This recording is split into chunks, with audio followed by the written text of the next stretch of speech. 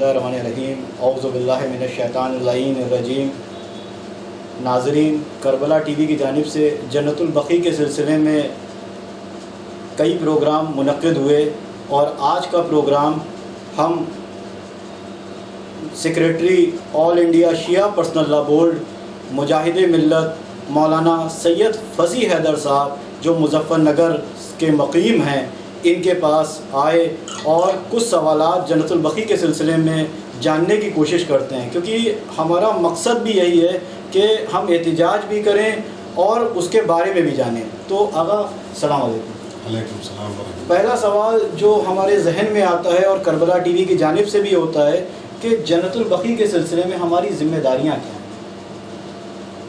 جنت البقیع ایک ایسا مرکز ہے، ایک ایسی منزل ہے کہ ہماری نہیں بلکہ جہاں جہاں بھی انسان اور انسان پرست افراد ہیں، جن کو تھوڑا سا بھی مظلومیت سے لگاؤ ہے اور جن کے ذہنوں میں مظلومیت کی تصویر ہے، کائنات کی سب سے بڑی مظلومہ جو 18 برس میں اتنی ضعیف ہو گئی ہے کہ عصا کا سہارا لے کے چلی ہے، اس بی بی سلام اللہ علیہا کا مزار اقدس ہے وہاں۔ اور میں سمجھتا ہوں کہ اگر ہم ظلم کے خلاف نہیں بول سکتے تو پھر ہمیں مر جانا چاہیے، اس لیے کہ ہمارے یہاں زیارت عاشوراء میں ایک فقرہ ہے، اللہم لعن سمیت، اللہم لعن قتلت، اللہم لعن رضیت۔ جس نے قتل کیا، جو قتل کیا وہ بھی جس نے قتل کیا ہے وہ بھی جو ہے لعنتی ہے، جو سن کے خاموش رہا ہے وہ بھی لعنتی ہے، جو راضی ہوا ہے اس پہ بھی لعنت ہے۔ لہذا ہماری ذمہ داریاں بنتی ہیں کہ کم سے کم روز عاشوراء کی طرح انہدام جنت البقیع کے سلسلے میں ہمیں غم منانا چاہیے،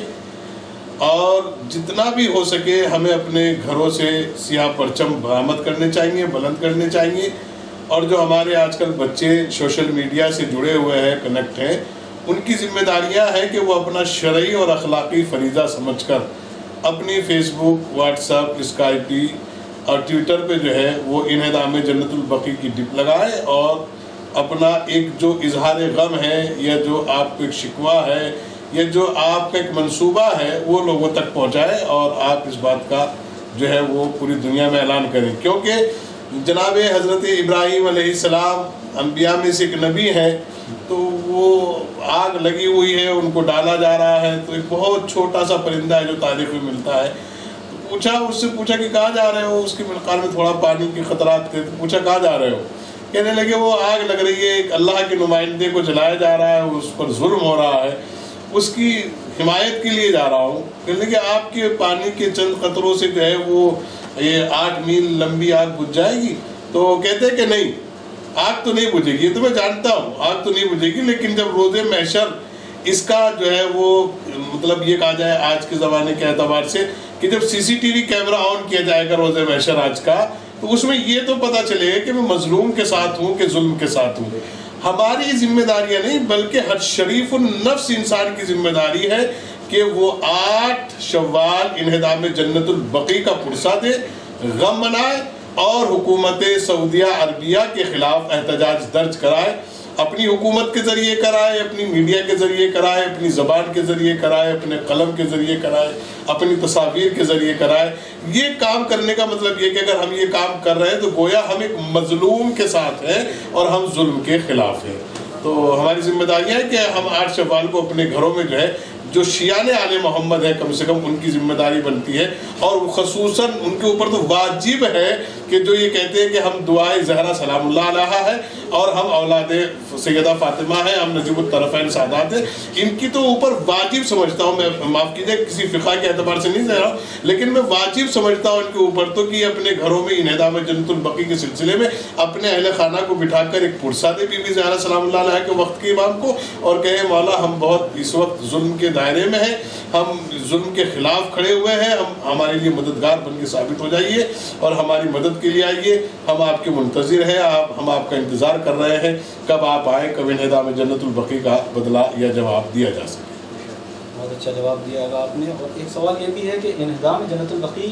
کب اور کس نے کرایا؟ وہ ملعون ہی ہوگا جس نے کرایا، لیکن کب اور کس نے کرایا؟ دیکھیے یہ ایک انسانی تقاضوں کی بنیاد پر اگر ہم بیٹھ کے اس پر سوچیں، باشعور ذی شعور انسان اگر اس سلسلے میں سوچنے پر بیٹھ جائے تو پوری دنیا میں جو چونکہ آج جو ہے گلوبل جو ہے سرچ کرنا بڑی بات نہیں ہے، آج آپ کے گوگل انکل جو ہے وہ ساری چیزیں آپ کو اڈیل کر دیتے ہیں، آپ ڈالیے کوشچن اور وہ جواب آ جاتا ہے، آنسر آ جاتا ہے۔ تو آج پوری دنیا میں وادی السلام ایک بہت بڑا قبرستان ہے۔ وادی السلام جو ہے وہ نجف اشرف میں ہے۔ وادی السلام میں لاتعداد زوات موجود ہیں، لاتعداد مرحومین موجود ہیں، بلکہ ہم لوگ جب جاتے ہیں وہاں تو ہماری اپنی خواہش یہ ہوتی ہے کہ ہماری روح بھی جو ہے وہ نہیں آئے، اور ہم جو ہے قبر کے نشان بنا کے آتے ہیں، اپنے بھی نیابتاً اپنے دوست احباب اپنے اہل خانہ کے بھی، کہ پروردگار جب ہماری روح نکل جائے تو ہم اسی قبرستان میں آئیں۔ مطلب جو ہے وادی السلام اتنا بڑا قبرستان ہے، وہاں نہ کوئی فورس ہے، نہ کوئی پولیس ہے، نہ کوئی سیاحت، کچھ بھی نہیں ہے وہاں پہ۔ سب باقاعدہ اپنے مرحومین کی قبروں پہ آتے ہیں، سورہ فاتحہ کی تلاوت کرتے ہیں، سورہ یاسین کی تلاوت کرتے ہیں۔ اصل میں دوسرا قبرستان جو ہے وہ جنت البقیع ہے، جو ملعون حکومت کے اس وقت دائرے میں آتا ہے سعودیہ عربیہ کے۔ سعودیہ عربیہ کی حکومت کا ہمیشہ سے یہ رویہ رہا، یہ پہلا رویہ نہیں ہے، خاندان بنو امیہ اور بنو عباس کی یہ سازش رہی ہے ہمیشہ سے کہ کسی بھی بنیاد پر خاندان محمد اور آل محمد کو لوگوں تک نہ پہنچایا جائے۔ انہیں معلوم ہے کہ جب یہاں لوگ آنے شروع ہو جائیں گے، اس قبر پہ آئیں گے، اس روزوں پہ آئیں گے، تو ان کی جو حاجات ہیں وہ بڑھ آتی ہے، ان کی مشکلات آسان ہو جاتی ہے۔ ان کے لیے کربلا کی خاک بھی خاک شفا ہے، اور حقیقت ہے وہ ہمارے لیے خاک شفا ہے، وہ ہمارا سرمایہ حیات ہے، ہمارا منزل مقصد ہے، وہ ہماری حیات کا ایک مرکز ہے، ہمارے لیے کربلا ہے، سب یہ حقیقت ہے۔ تو یہ ہمارے لیے ذات جو ان کا نام لینا بھی ہمارے لیے ایک شفا ہے۔ اس کی وجہ یہ ہے کہ خود خامی سے اب بہت عجیب کیفیت ہے جو میں آپ کو بتانے جا رہا ہوں، شاید آپ اس کو درک کریں اور پوری دنیا تک یہ بات پہنچ جائے۔ آج حضرت معین الدین چشتی علیہ الرحمہ رضوان اللہ علیہ جو ہے وہ آج باقاعدہ اجمیر شریف میں ہے۔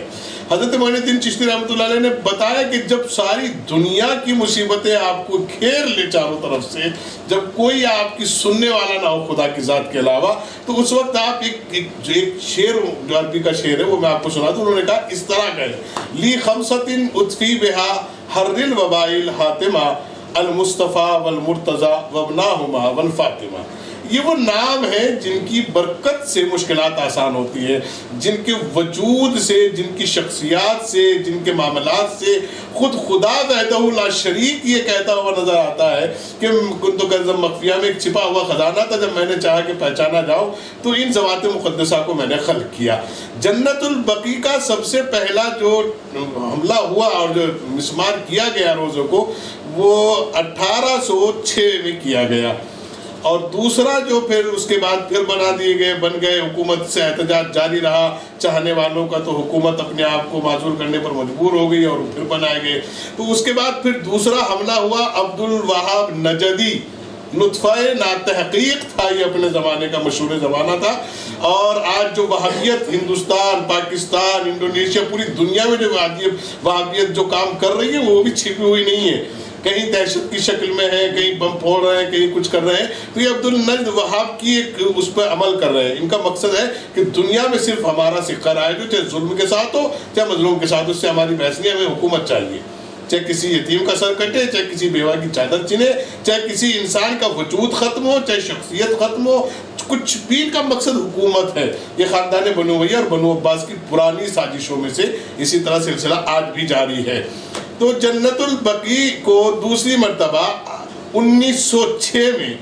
عبد الوہاب نجد نے اس کو مسمار کرایا، اور اس دن سے لے کے پھر آج تک ہم انہدام جنت البقیع کے سلسلے میں احتجاج کر رہے ہیں، اور جب تک ہماری سانسیں ہیں اور جب تک ہماری رگوں میں حلال رزق کا بن کر تیار ہونے والا خون دوڑتا رہے گا، تب تک ہم ہر ظلم کے خلاف بولتے رہیں گے۔ یہ ہماری اپنی شرعی ذمہ داری ہے۔ ظلم کے خلاف بولنے کا مطلب یہ ہے کہ گویا کہ ہماری رگوں میں ابھی خون حلال رزق سے تیار ہو رہا ہے۔ اگر ہم ظلم کے خلاف نہیں بول رہے تو گویا ہمارے پاس لقمہ جائز یا حلال نہیں ہے، کیونکہ امام حسین صلی اللہ علیہ وسلم کا ایک فقرہ ہے، خطبہ میں آپ نے ارشاد فرمایا ہؤلاء انتم لا تعرفون، تم مجھے چاہ کر بھی نہیں پہچان سکتے، لأنہ اس لیے کہ یاکلون الطعام الحرام، تم نے مال حرام کھایا ہوا ہے۔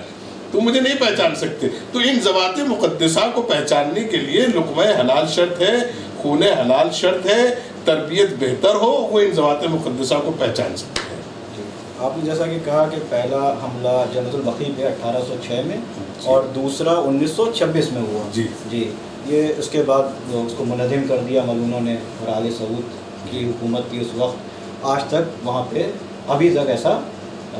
کوشش ہر بار ہند حکومت سے آپ لوگ مطالبہ کرتے ہیں, لیکن ابھی تک ایسا سلسلہ بن نہیں پایا. کوشش جاری ہے. 1926 سے لے کے ہم جب تک ہم انہدام جنت البقیع کا جواب نہیں دے دیں گے, جب تک ہمیں سکون ملنے والا نہیں ہے. اور میں کسی اور کی ذمہ داری نہیں لے سکتا, لیکن میں اپنی نفسی طور پر یہ ذمہ داری لے سکتا ہوں کہ مجھے تب تک سکون میسر نہیں ہو سکتا. میں دنیا کی آشائش اور آرام کو میں سمجھتا ہوں کہ اگر میں اس ظلم کو فراموش کر کے استعمال کر رہا ہوں تو گویا یہ میرے نفس کے لیے ایک عار ہے, ایک ظلم ہو رہا ہے کہ میں ایک مظلومہ کی حمایت کے لیے نہیں کھڑا ہو رہا ہوں, تو مجھے مر جانا چاہیے. اچھا, جنت البقیع کے سلسلے میں آگا امت مسلمہ کا کیا نظریہ ہے؟ کیونکہ شیعہ حضرات تو دیکھیے احتجاج بھی کرتے ہیں ہر سال 8 شوال کو, جیسے کہ آپ نے بھی بتایا, ہم لوگ بھی دیکھ رہے ہیں یہاں پہ لکھنؤ میں مولانا یاسر عباس صاحب شہید اسمارک پہ بھی احتجاج کرتے ہیں. لیکن امت مسلمہ کا اس میں نظریہ کیا ہے؟ امت مسلمہ ہی کا نہیں بلکہ پوری دنیا میں نے ایک جملہ کہا, شاید آپ نے اس پہ غور نہیں کیا, متوجہ نہیں ہوئے, جہاں جہاں بھی انسان اور انسانیت پرست ہیں وہ سب اس ظلم کے خلاف ہیں اور وہ اس کی بھرپور طریقے سے مذمت کرتے ہیں. وہ چاہے, میں سمجھتا ہوں کہ چاہے وہ سنی ہوں, چاہے وہ شیعہ ہوں, چاہے وہ جو ہے ہندو ہوں. ہمارے سوامی سارنگ جی جو ہے لکھنؤ سے باقاعدہ زبردست طریقے سے احتجاج کرتے ہیں. دہلی سے ہمارے حسن احمد, زید احمد چھمن صاحب بہت اچھی طریقے سے احتجاج کرتے ہیں. ہمارے بہت سے لوگ ہیں جو احتجاج کرتے ہیں, اور ہمارے باقاعدہ انگلینڈ سے, جاپان سے, اور عراق سے, اور ایران سے, بہت دنیا سے جو ہے احتجاج جاری ہے. تو اس کا مطلب یہ ہے کہ ابھی اللہ کا شکر ہے لوگوں کے ضمیر زندہ ہے اور وہ ظلم کے خلاف کھڑے ہونے کی صلاحیت رکھتے ہیں. اور امید ہے کہ انشاءاللہ بہت جلدی ملعون حکومت کے تمام افراد جو ہے وہ معزول کیے جائیں گے انشاءاللہ, اور انہدام جنت البقیع کا جواب دیا جائے گا. وہ وقت دور نہیں ہے, کیونکہ مجھے حضرت آیت اللہ حسن نصر اللہ حفظہ اللہ کا ایک جملہ مجھے یاد ہے, ہمارے سامنے ہی ہماری نسلیں جو ہے وہ انشاءاللہ ثم انشاءاللہ بتوسل ائمۃ المعصومین وہ باقاعدہ اپنی آنکھوں سے زیارت کریں گی, اور وہ مقامات کی جو ہے روزے تعمیر کیے جائیں گے انشاءاللہ. اب جنت البقیع میں جناب سیدہ کے علاوہ کن ہستیوں کی قبریں موجود ہیں؟ شہزادی حضرت سیدہ سلام اللہ علیہ صدیقہ طاہرہ کے علاوہ بہت ساری ذوات مقدسہ ہیں جن کی وہاں مطلب قبریں موجود ہیں. خود چھٹے امام جعفر صادق علیہ السلام ہے, اور چوتھے امام زین العابدین صاحب السلام ہے, 5ویں امام ہے, اور خود حضرت علی علیہ السلام یعنی امت مسلمہ کے چوتھے خلیفہ کی والدہ ماجدہ, شیعوں کے پہلے امام امیر المومنین کی والدہ ماجدہ, حضرت رسول اکرم صلی اللہ علیہ وسلم کے اکلوتے داماد حضرت علی کرم اللہ وجہ, حضرت علی علیہ السلام. حضرت علی جو بھی آپ اس خاندان کی پاداش بہتر سے بہتر الفاظ اور القاب دے سکتے ہیں وہ کم ہیں. وہ ذوات مقدسہ وہاں مدفون ہے, اور باقاعدہ سلسلہ یہ ہے کہ حضرت فاطمہ بنت اسد کا مزار مقدسہ موجود ہے. یہ اصحاب رسول, اصحاب ائمہ وہاں موجود ہے. باقاعدہ کبھی آپ جنت البقیع کا تصور کر کے دیکھیے گا تنہائی کے عالم میں, کیونکہ شہزادی سلام اللہ علیہ کا ایک مرثیہ, پھر سوال یہ بھی ہوگا کہ جناب زہرا سلام اللہ علیہ کا کیوں اتنا وہ ہوتا ہے. تو اس میں جناب زہرا سلام اللہ علیہ کا ایک مرثیہ کا ایک مجھے وہ یاد ہے, مطلب شہزادی نے اپنے وصیت نامے میں ایک بات یہ درج کی تھی, ام سلمہ حضرت ابو الحسن جب تشریف لائے تو یہ وصیت نامہ ان کو دے دیجیے گا اور میرے بچوں کو کھانا کھلائیے. تو اس وصیت نامے میں جہاں بہت ساری باتیں تھی, علی مجھے آپ غسل و کفن دینا, میری تجدید تدفین کرنا, علی مجھے رات کی تنہائی میں دفن کرنا, علی علیہ السلام ابو الحسن آپ شام ہوتے ہی گھر چلے آ جایا کرنا کیونکہ بچوں کو تنہائی برداشت نہیں ہو پاتی ہے. اور اس کے بعد جو ہے وہ بی بی زہرا سلام اللہ علیہ نے ایک فقرہ ارشاد فرمایا, اور وہ فقرہ بڑا قیامت ہے ان تمام حضرات کے لیے جن کا تعلق انسان اور انسانیت پرست ہے. بی بی زہرا سلام اللہ علیہ نے فرمایا, ابو الحسن میری ایک وصیت یہ ہے کہ مجھے جب دفن کر دے تو میری قبر کے نشان جگہ جگہ بنانا. نہیں سمجھ پاتے تو اس وقت وصیت کا مطلب ہم نہیں سمجھ پاتے, لیکن ہاں جب ہم نے یہ نظام جنت البقیع کا یہ سلسلہ دیکھا تو آج تک ہم سمجھ رہے ہیں کہ کیا مطلب شہزادی سلام اللہ علیہ بہت پہلے اس بات کو بتا گئی تھی کہ یہ ملاعون زادے، یہ نطفہ ناتحقیق افراد جو ہیں وہ میرے مزار کو منہدم کریں گے، میری اولاد کے مزارات کو منہدم کریں گے. لہذا علی چونکہ میری عصمت، میرا پردہ، میری ہیبت، یہ تمام چیزیں آپ کے سامنے آپ جانتے ہیں. میں پاک رسول کی پاک بیٹی ہوں، کبھی میں نے آنچل نہیں دکھایا ہے، کبھی میں گھر سے باہر اس سلسلے میں نہیں گئی ہوں، کبھی میرے پریشان نہیں ہوئے ہیں. علی میں چاہتی ہوں کہ میری قبر کو منہدم نہ کیا جائے، میرے قبر کے نشان کا آبگاہ بنانا. شہزادی سلام اللہ علیہ کے نشان قبر بنائے گئے اور باقاعدہ حضرت علی علیہ السلام سے وصیت کی ہے والحسن جب آپ کو کبھی فرصت ملا کرے تو میری قبر پر آ کر سورہ یاسین کی تلاوت کیا کرنا. اللہ اکبر. یہ ہمارے لیے بہت بڑا غم ہے. ہم اس غم کو روزہ عاشوراء سے کم نہیں جانتے اور روزہ عاشوراء سے ہمارے لیے کم بھی نہیں ہے، اس لیے کہ اماں فاطمہ زہرا سلام اللہ علیہ کے بعد یہ خاندان، یہ گھر ایسا اجڑا ہے کہ شاید ابھی تک کوئی تاریخ نہیں بتاتی کہ بسا ہو. خود امام حسن علیہ السلام سو گئے ہیں، خود امام حسین علیہ السلام کربلا میں ہے، خود حضرت امیر کائنات نجف میں ہے، جناب زینب سلام اللہ علیہ شام میں ہے، جناب ام کلثوم سلام اللہ علیہ مدینہ میں ہے. اماں کے جنازے کے بعد پورا گھر بکھر کے رہ گیا. ماں بھی ہیں، ام الائمہ بھی ہیں اور آپ سب کچھ ہے، لیکن اس کے علاوہ ایک فقرہ وہی کافی ہے کہ آپ نے ایک جملہ، ایک فقرہ، ایک مرثیہ کا ایک بند ہے اس سلسلے میں وہ ہے تو آپ نے فرمایا تھا صبت علیہ ان مصائب، ایک عجیب کیفیت ہے. خوش علیہ السلام علیہ فرما گئی تھی بابا آپ کے بعد مجھے امت نے اتنا ستایا ہے کہ اگر یہ مصیبتیں دن پر پڑتی تو رات میں تبدیل ہو جاتی. آج بھی جو ہے وہ جنت البقیع میں مظلومہ کائنات کو دن کی دھوپ رات کی اور ستاتی ہے. ہم دعا کرتے ہیں پروردگارا اس حکومت کو نیست و نابود فرما جو سعودیہ حکومت ہے، اور میرے معبود ہمیں یہ توفیق دے کہ ہم جنت البقیع کی تعمیر اپنے ہاتھوں سے اور اپنی آنکھوں سے کر سکیں اور دیکھ سکیں. آپ نے بہت سارے جواب بھی دے دیے اور پوری چھوٹی سی مختصر سے انٹرویو میں، اور یہ کہوں کہ کچھ سوالات کے سفر میں آپ نے مسائل بھی پڑھ دیے. ہمارا اگلا سوال جو تھا اس کا جواب بھی اسی میں ہو گیا کہ آج کے دن کو یوم غم کیوں مناتے ہیں، یوم سیاہ کیوں کہتے ہیں. آپ کے مصائب نے اس بات کو پوری طریقے سے بتا دیا کہ یوم سیاہ کیوں مناتے ہیں. آخری سوال بس اس مختصر سے سفر کا کہ آپ لوگوں کا اور اس سلسلے میں ہند کی حکومت سے کیا مطالبہ ہے، کیا ان کا فریضہ ہے؟ ہم اپنی جس زمین پہ ہم لوگ رہ رہے ہیں ہمیں خدا کا ہزارہ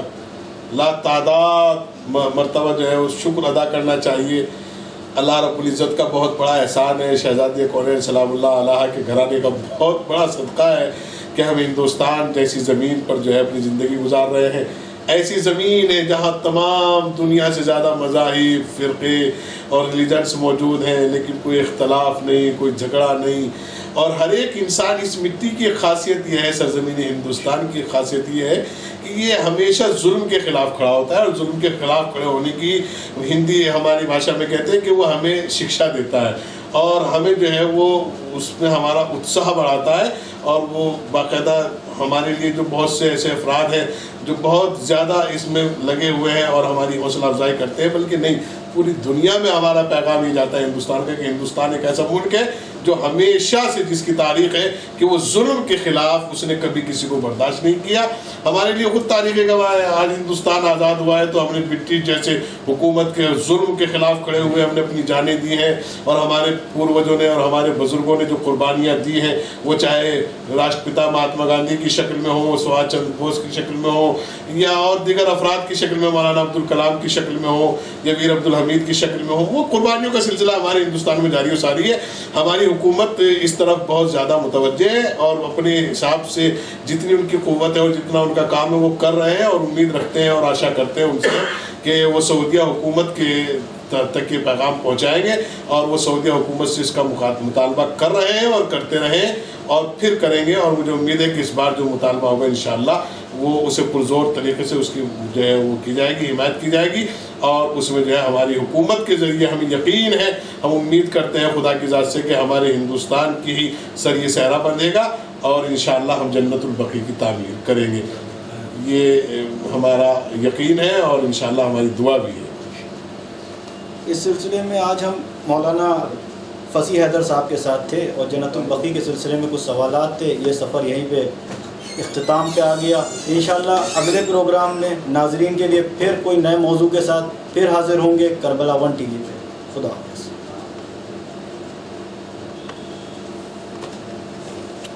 اجازت ہے سر.